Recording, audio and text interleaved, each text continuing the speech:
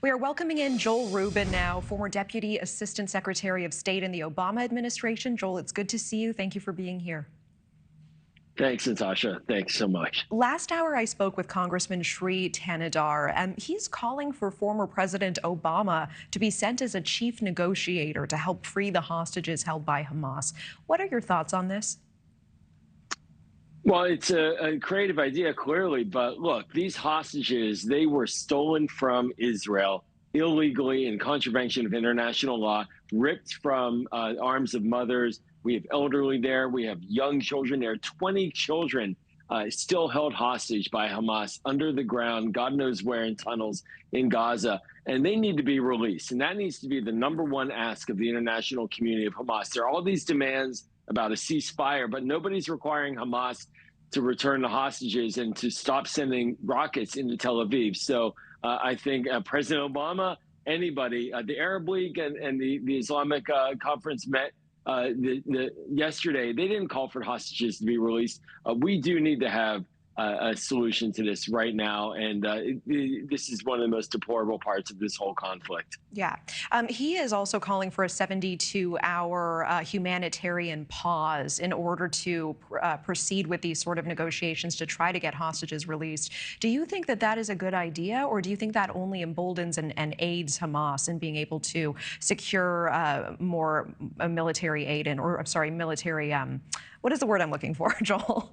More resupply. Look, Thank more you. fuel for Hamas, food for Hamas. Hamas has supplies that they are hoarding underground and not providing to the Palestinian people. It breaks my heart to see Palestinian civilians getting killed, babies in hospitals and not having enough electricity. Well, Hamas has the capacity to provide electricity right now to those hospitals. And I think for a humanitarian pause, humanitarian corridors, Israel is asking Palestinian civilians to leave, to go to the south of Gaza, to avoid the conflict zone. That all makes extreme sense. It has to happen. But once you get into multiple days, 3 days, 5 days, a ceasefire, you then set a new baseline and Hamas can regroup. And Hamas is not to be trusted with the ceasefire. There was a ceasefire prior to October 7th. They violated it. They were planning an invasion for over a year. So they can't be trusted with the ceasefire. But humanitarian pauses and windows for the people to get supplies, very important. But Hamas also should be supplying their own people as well. And Joel, we are seeing a change in language on the part of the U.S. right now. Secretary of State Antony Blinken saying, quote, far too many Palestinians have been killed. What is the significance of this tonal shift?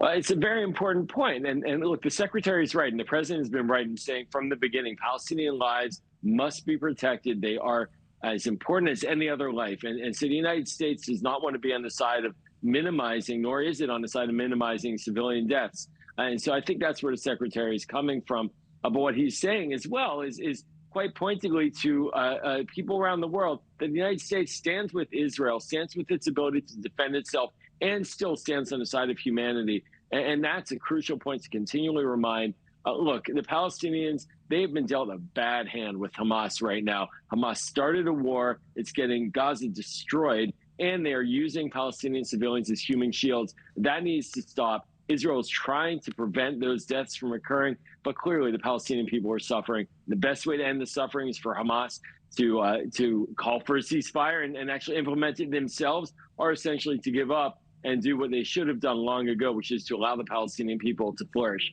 Unfortunately, we're not there right now. And Joel, very quickly, I do want to get your take on this. Just yesterday, Elon Musk weighing in on all of this, saying that Israel could thwart Hamas with, quote, conspicuous acts of kindness. What do you make of this? Is there substance to this suggestion?